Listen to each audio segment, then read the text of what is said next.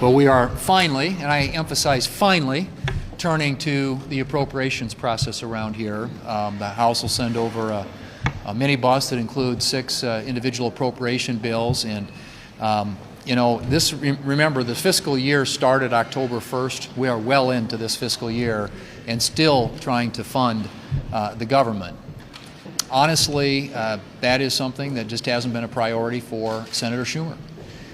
These appropriation bills, to the credit of Senator Collins, who's the Vice Chair of the Senate Appropriations Committee, and members of the Senate Appropriations Committee, reported out of that committee all these bills by the end of July.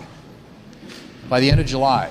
And we're finally getting some of these and a chance to vote on them on the floor. And if you look at the process since then, we succeeded in getting 3 of those bills on the floor in the month of November. And it's been now 4 months since we had any activity on the appropriations bills around here.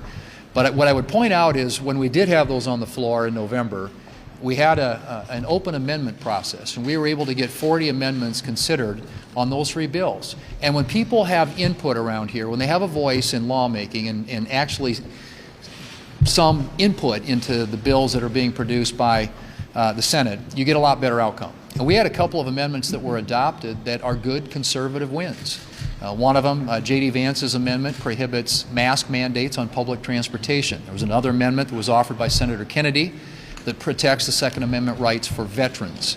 My point simply is, when you have an appropriations process where the bills get reported out of the committee, but brought up on the floor, open up the amendment process, you get a better outcome and a better result. Not only do people feel more invested in that process, but you get better bills because you get the representation of people from all across this country on both sides of the political aisle. And a point I would simply make is this has got to change in the future. We have to do a better job on the appropriations process around here and the way we go about funding our government.